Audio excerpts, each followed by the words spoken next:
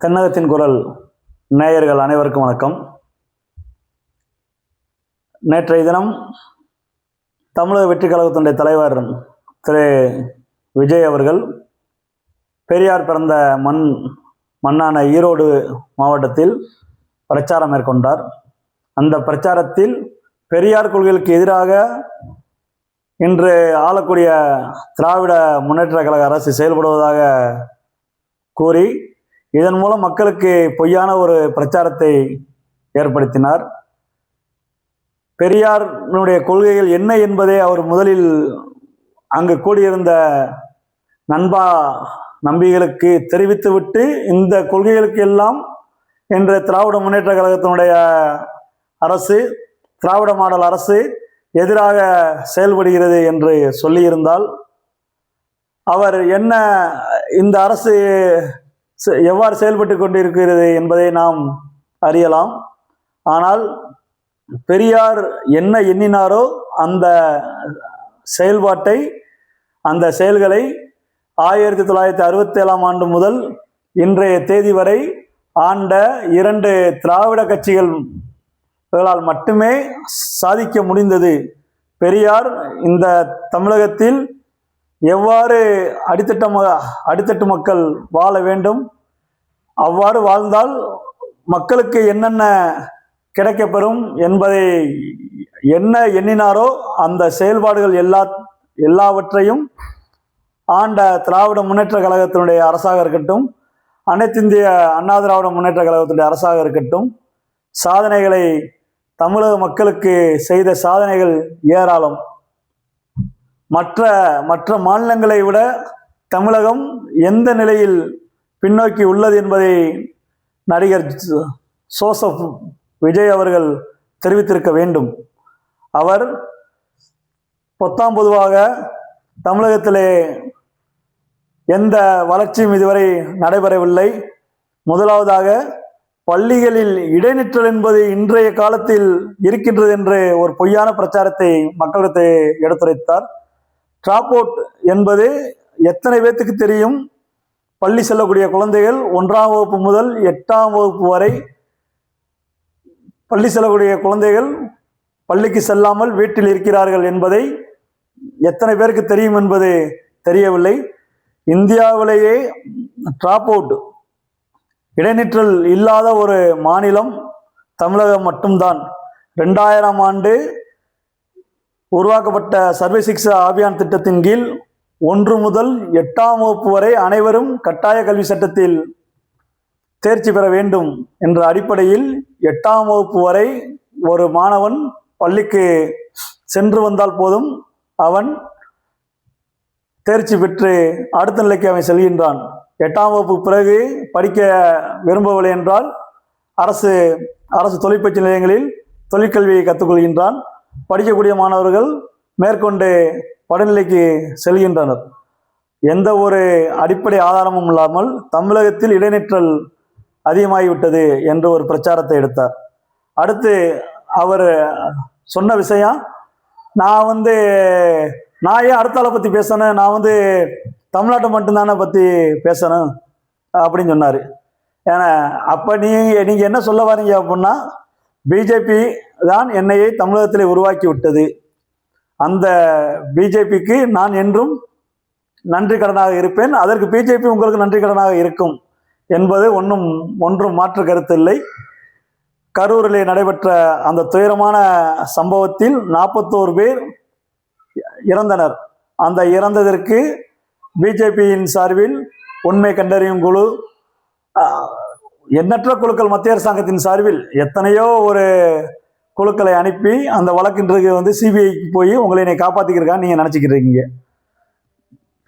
பிஜேபியுடைய வேலை எந்த ஒரு மாநிலத்திலையும் ஃபஸ்ட்டு தான் அடுத்த கட்சிகளை அடிபணிஞ்சு போகிறது, அடுத்து அந்த கட்சியை நம்ம அடக்கி வாசிக்கிறது தான் இன்றைய பிஜேபியுடைய வேலை. அது தெரியாமல் என்ன ஜோசப் விஜய் ஏன்னா நான் ஆளுகின்ற கட்சியை மட்டும்தான் பேச முடியும், நான் எதுக்கு நீங்கள் சொன்னால் அவங்கள பேசிடுவேனா அப்படின்னு. ஏப்பா, இன்னைக்கு தமிழகத்தில் ஆளக்கூடிய திராவிட கட்சிகள் அப்படின்னா மத்தியில் ஆளக்கூடியது பாசிச்ச பிஜேபி. அந்த பிஜேபியை இப்போ யார் பேசுறது? ஒரு அரசியல் இயக்கம் கண்டு ஒரு 2 ஆண்டு காலம் தமிழகத்திலே ஒரு கட்சியை நடத்திருக்கக்கூடிய விஜய், உங்களுக்கு பக்கத்தில் வச்சிருக்காரு யார் யார் வச்சிருக்கீங்க நீங்கள்? செங்கோட்டையன். அவர் செங்கோட்டையனுக்கெல்லாம் வந்து சொல்லணுங்கிறது இதே இல்லை. ஏன்னா செங்கோட்டையன் வந்து திமுக வேட்பாளரால் தோற்க அடிக்கப்படாத ஒரு நபர் அல்ல. 1996ஆம் ஆண்டு அதே கோபிச்செட்டிப்பாளையம் தொகுதியில் வெங்குடி என்ற ஒரு மளிகை கடைக்காரரால் செங்கோட்டையன் தோற்று போனார். அதே செங்கோட்டையன் 1991 அமைச்சராக இருந்தால் 2001 ஜெயலலிதாவால் அவரால் அமைச்சராக கூட ஆக முடியல. 2011 அவரால் வந்து அமைச்சராக வந்து 5 வருஷம் நீடிக்க முடியல. ஜெயலலிதா மறைவுக்கு பின்பு எடப்பாடி பழனிசாமியால் பள்ளி கல்வித்துறை அமைச்சராக செயல்பட்டார். அதே செங்கோட்டையனால வந்து ஈரோடு மாவட்டத்தில் எல்லா தொகுதியும் வந்து தமிழக வெற்றி கழகத்திற்கு பெற்றுத்தர முடியுமா?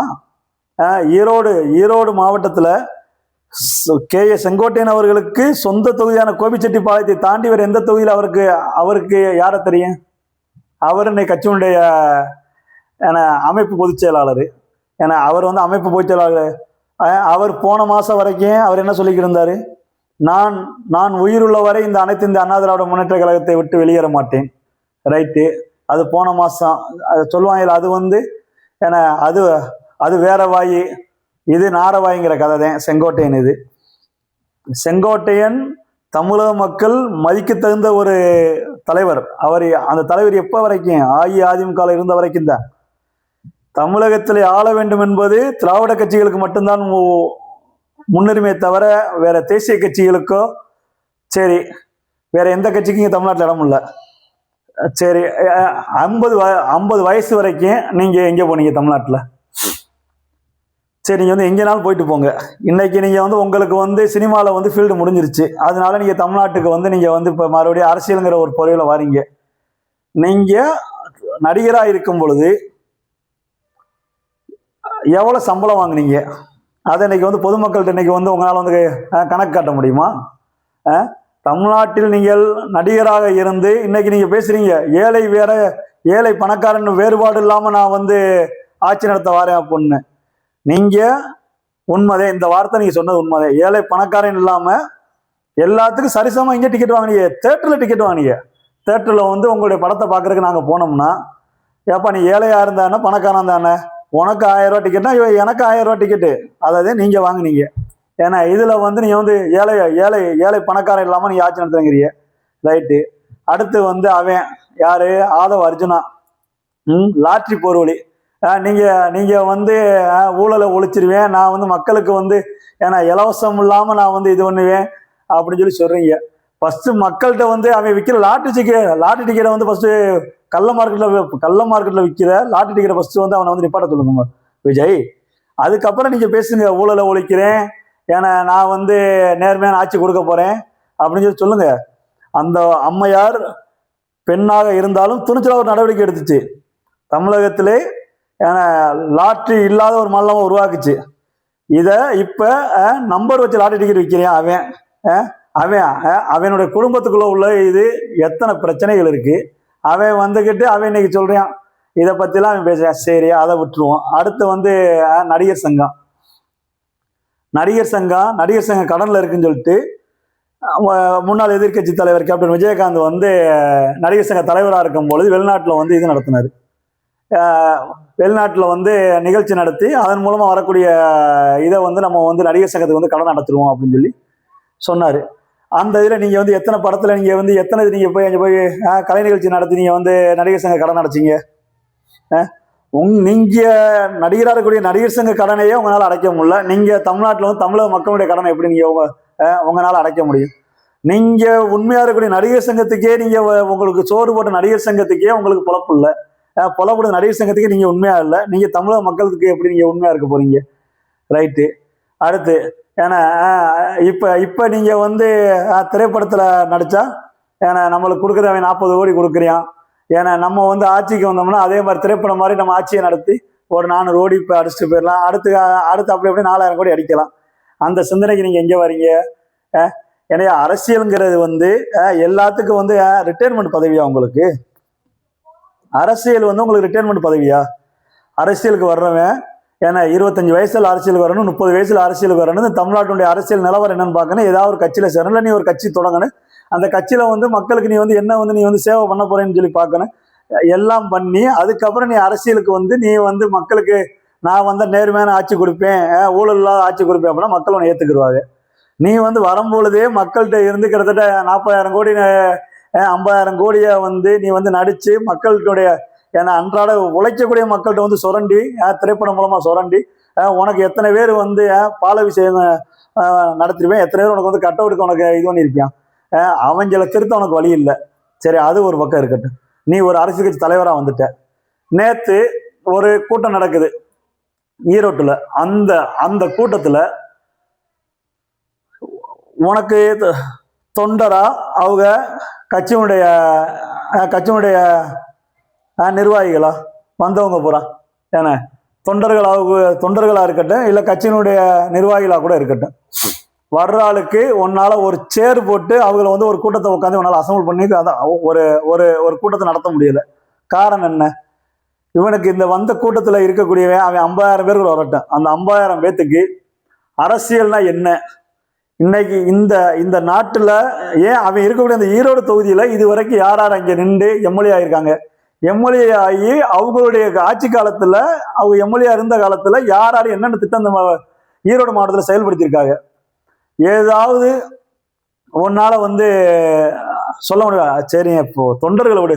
ஃபர்ஸ்ட் நேற்று நீ பேசினியே, நீ பேசும் பொழுதாவது ஏன்னா நான் ஈரோடு மாவட்டத்தில் இந்தந்த திட்டங்கள் வந்து செயல்பட்டுருக்கு, இந்தந்த திட்டங்கள் வந்து செயல்பட இனிமேல் இந்தந்த திட்டங்கள் நாங்கள் ஆட்சிக்கு வந்தால் நாங்கள் வந்து செயல்படுத்துவோம். ஏன்னா அப்படின்னு ஒன்னால ஏதாவது சொல்றதுக்கு உனக்கு வந்து தகுதி இருக்கா? எந்த தகுதியும் இல்லை. எவன் வேணாலும் கட்சி தொடங்க வேண்டியது. அடுத்து கட்சி தொடங்கி வரவும் வேலையா யாரை பிடிக்க வேண்டியது? ஆளுகின்ற திமுக இல்லை ஆண்ட அதிமுக. தமிழ்நாட்டில் 2 திராவிட கட்சிகள் செஞ்ச சாதனையை வேற எந்த தேசிய கட்சி ஆட்சியில் இருந்தாலும் செய்திருக்க முடியுமா? அது ஒன்னால் நிரூபிக்க முடியுமா? ஃபர்ஸ்ட் அதை சொல்லு விஜய். நீ வந்து ஏன்னா நண்பா நம்பி ஏன்னா சகோதரர்களே சகோதரிகள்னு சொல்றதுக்கு உனக்கு இது இல்லை. நண்பா நம்பி சரி ரைட்டு. நீ வந்து தொண்டரை நீ எப்படினாலும் பேசிட்டு போ. வந்தவன் எத்தனை பேத்துக்கு ஓட்டு இருக்கு? கூட்டத்துக்கு வந்ததில் எத்தனை பேத்துக்கு ஓட்டு இருக்கு? சரி, கூட்டத்துக்கு வந்தவனால ஒரு சேரை போட்டு உட்காந்து அவனை வந்து பத்திரமா உன்னால பாதுகாத்து அனுப்ப முடியுமா? இங்க இருக்கக்கூடிய சந்த கடைகள் நடத்துறாங்கல்ல, அந்த சந்த கடையில வந்து ஆடுகளுக்கு வந்து தொட்டி அடைப்பாங்க. நான் அந்த இதை எங்க பார்த்துருக்கேன்னா எட்டயபுரம் சந்தையில பார்த்துருக்கேன். எட்டயபுரம் ஆட்டு சந்தையில பார்த்துருக்கேன். ஒவ்வொரு வியாபாரி வச்சிருக்கக்கூடிய அந்த ஆட்டு சந்தையில வந்து ஏன்னா அப்படியே போட்டு சுத்தி கம்பிகளை போடாது. அந்த தொட்டியை விட்டு அந்த ஆடு பூரா என்ன பண்ணிடக்கூடாது, தொட்டியை விட்டு ஓடிடக்கூடாது, நம்ம வந்து விரட்டி பிடிக்கணும் அப்படின்னு. அது மாதிரி நீ என்ன பண்ணிருக்க நேற்று? ஏன்னா ஒவ்வொரு தொட்டி அடைச்சி போட்டிருக்க ஆட்டு தொட்டி மாதிரி. அந்த ஆட்டு தொட்டியில வந்து சரி, அந்த ஆட்டு தொட்டியில வந்து உட்காரக்கா ஒரு சேர் போட்டிருக்கணுமா இல்லையா? அந்த அந்த அந்த கூட்டத்தை கேட்கறதுக்கு உன்னை தேடி வராங்க. யாரு வரா? நண்பா நம்பி. ஏன்னா அதே மாதிரி பாண்டிச்சேரியில் நடந்த கூட்டத்துக்கு சிவகங்கையில இருந்து மாவட்ட செயலாளர் வந்து துப்பாக்கியோட உள்ள வராரு. நீ ஒரு தொகுதியில கூட்டம் நடத்தினா அந்த தொகுதியில் இருக்கக்கூடிய தொண்டர்களை மட்டும் வச்சு கூட்டம் நடத்துறதுக்கு யோக்கியதை இல்லை. சரியா? ஆனா நீ என்ன பண்ற? நீ நடிகர். சரியா? எங்களை மாதிரி ஆளுகளை சொல்லி குத்த வேணும். அவங்களுக்கு வந்து அறிவு வேணும். ஃபர்ஸ்ட் நம்ம வந்து ஒரு நடிகரை பார்க்கறதுக்கு நம்ம இவ்வளவு தூரம் போறோமே அப்படிங்கிறது வேணும். நீ எந்த தொகுதியில பேசினாலும் கூட்டம் வரும். காரணம் நடிகர். விஜயகாந்த்ங்கிற ஒரு நல்ல மனிதரையே காலவாரி விட்ட நாடு இந்த தமிழ்நாடு. விஜயகாந்த் ஒரு மிக சிறந்த ஒரு அரசியல் கட்சியா தொடங்கி அவர் ஒரு சிறந்த ஒரு தமிழகத்துடைய எதிர்கட்சி தலைவர் வர அவர் இருந்தாரு. ஆனா அவரையே நண்பர்களே, இந்த சோசப் விஜய் அவர் ஈரோடு மண்ணில் பேசியதிலிருந்து சில கருத்துக்களை தெரிவித்தேன். ஈரோடு மண்ணில் ஆண்ட திராவிட கட்சிகள் என்ன சாதித்தது என்பதையும் நான் தெரிவிக்க உள்ளேன். பெரியார் பிறந்த ஈரோடு மண்ணை ஈரோடு தனி மாவட்டமாக அறிவித்தது இதே திராவிட முன்னேற்ற கழக அரசு தான். ஈரோட்டில் மருத்துவக் கல்லூரி அமைத்து கொடுத்தது திராவிட முன்னேற்ற கழக அரசு தான். அதே அதே ஈரோட்டில் அரசு அண்ணா பொறியியல் கல்லூரி உருவாக்கி கொடுத்தது இதே திராவிட முன்னேற்ற கழக அரசு தான். அதே ஈரோட்டில் எண்ணற்ற சிப்காட் நிறுவனங்களை உருவாக்கி கொடுத்தது இதே திராவிட முன்னேற்ற கழக அரசு தான். அதே ஈரோடு நகரத்தை மாநகராட்சியாக அறிவித்தது திராவிட முன்னேற்ற கழக அரசு தான். ஈரோட்டில் இப்படி எண்ணற்ற திட்டங்களை ஈரோட்டில் நகராட்சி பகுதிகளில் பாதாள சாக்கடை திட்டம் கொண்டு வந்தது திராவிட முன்னேற்ற கழக அரசு தான்.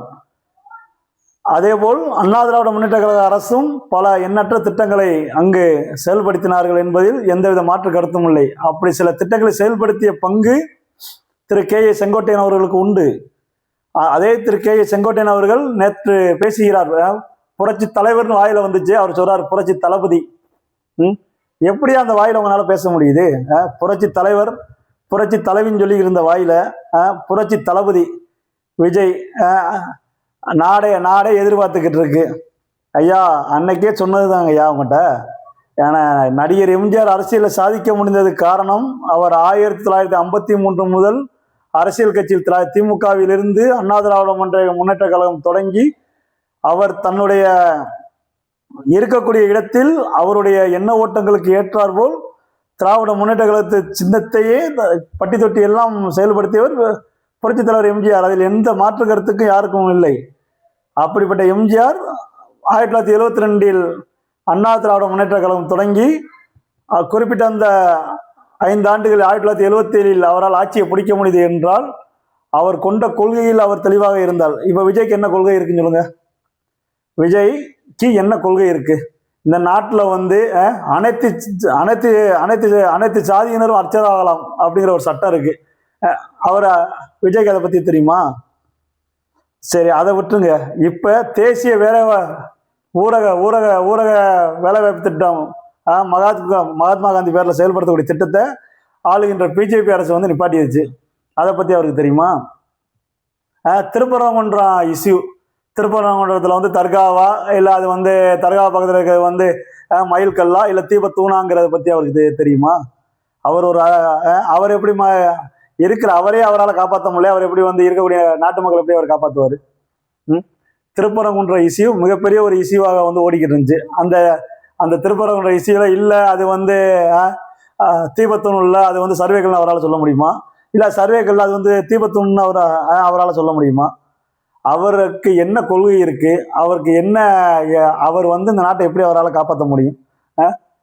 ஃபர்ஸ்ட் தான் கூட இருக்கார்ல, யார வச்சிருக்கீங்க நீங்க? ஃபர்ஸ்ட் கூட பொதுச் செயலாளராக ஒருத்தர் புசி ஆனந்த். அந்த புசி ஆனந்த் தமிழ்நாட்டில் உங்களுக்கு பொதுச் செயலாளர் கிடைக்கலையா? நீங்க பாண்டிச்சேரியில் போய் நீங்க கெஸ்ட் ஹவுஸ்ல தங்குறதுக்கு அங்கே உங்களுக்கு எடுபடியா இருக்கிறாலே உங்க கட்சிக்கு பொதுச் செயலாளரா? சரி, அது உங்களுடைய உட்கட்சி விவகாரம், அது எங்களுக்கு தேவையில்லை. அப்படியா? இன்னைக்கு உங்களுக்கு பொதுச் செயலாளர் நாளைக்கு எங்களுக்கு நீங்க ஆட்சி அமைக்கிறேன்னு சொல்லலாம். ஆட்சி அமைச்ச கூட எங்களுக்கு அமைச்சராக வருவாரு. அவர் பாண்டிச்சேரிக்கு நல்லது பண்ணுவாரா இல்லை தமிழ்நாட்டுக்கு நல்லது பண்ணுவாரா? எங்கே அவர் நல்லது பண்ணுவாரு? என்ன விஜய், எதுனாலும் நம்ம பேசுறது மக்களுக்கு தெளிவான ஒரு கோட்பாட்டில் வாங்க. இன்னைக்கு எப்படி சீமான் ஒரு கோட்பாட்டில் வராரு, ஏன்னா நான் தமிழ் தேசியத்தை நான் முன்னிறுத்தி நான் அரசியல் பண்றேன். அப்ப தமிழ் தேசியம் சொல்லும் பொழுதே அதுலயே அவர் தேசியம் வச்சிருக்காரு. அவர் ஒரு பிஜேபி பிடிஎம் சொல்லி சொல்லுவாங்க அடுத்து. ஏன்னா நாங்க திராவிடத்தை முன்னிறுத்தி வரோம். ஏன் ஏன் ஏன் உங்களுக்கு தமிழ்நாட்டில் உங்களுக்கு தமிழ் தேசியம் இல்லையான்னு கேட்பீங்க. திராவிடங்கிறதாயா ஃபர்ஸ்ட் இந்த நாட்டுடைய இதே தமிழ்நாடுங்கிறது நம்ம பிரித்து கொடுத்தனால நம்ம தனியா நம்மளுடைய எல்லாரும் ஒரே மொழி பேசுறங்கிறதுனால நம்ம அதை தாய் தமிழ்நாடுங்கிற நம்ம பெயர் மாற்றம் பண்ணோம். மதராஸ் பட்டணமா இருந்தது என்ன இருந்துச்சு? மதராஸ் பட்டணமா? ஐந்து மாநிலங்கள் சேர்ந்த சென்னை மாகாணம் மதராஸ் பட்டணம். அது திராவிட கண்டம்தான். திராவிட கண்டத்துல இருந்து நம்ம தமிழ்நாடுங்கிற ஒரு பெயர் மாற்றம் பண்ணி நம்ம இது பண்றோம். ஃபர்ஸ்ட் விஜய், நீங்கள் அடுத்த கூட்டங்களுக்கு வரும் பொழுது அந்த ஊர்ல என்ன என்ன என்ன பிரச்சனைங்கிறத ஃபர்ஸ்ட் பேசுங்க. அதுக்கு முன்னாடி அந்த ஊர் எப்படி வளர்ச்சி அடைஞ்சுன்னு சொல்லி ஃபர்ஸ்ட் கேட்டுக்குங்க. கேட்டுட்டு சொல்லக்கூடிய விஷயத்த தெளிவா பேசுங்க. ஏன்னா எவனோ ஒருத்தர் எழுதி கொடுத்ததை பத்தி பேசாதீங்க. அதே மாதிரி ஒரு எதிர்களை கூட்டம் நடத்துறதா இருந்தா 10 பேர் உட்காந்து தொண்டர்கிட்ட பேசணும். ஏன்னா நீங்கள் என்ன இது என்ன திரைப்படமா? படத்தில் நீங்கள் வாட்டுக்கு வந்து டான்ஸ் ஆடிட்டு போவீங்க, நாங்கள் தேட்டரில் உட்காந்து பார்த்துக்கிட்டு இருப்போம். அதே மாதிரி தானே பண்ணுறீங்க. நீங்கள் வாட்டுக்க வரீங்க, பஸ் மேலே ஏறி டான்ஸ் ஆடுறீங்க, ஒரு 5 நிமிஷம் டான்ஸ் ஆடினீங்க, மக்களுக்கு வந்து போர் அடிக்கலை. அடுத்து ஒரு 10 நிமிஷம் டான்ஸ் ஆடினீங்க, மக்களுக்கு போர் அடிக்கலை. அடுத்து இப்போ நீங்கள் இப்போ வந்து என்ன பண்ணிட்டு போகிறீங்க, அரை மணி நேரம் நீங்கள் வந்து டான்ஸ் ஆடிட்டு போகிறீங்க. அந்த டான்ஸ் ஆடுங்க, அந்த டான்ஸில் வந்து மக்களுக்கு வந்து நல்ல வித கருத்துக்களை சொல்லுங்கள் விஜய். நன்றி, வணக்கம்.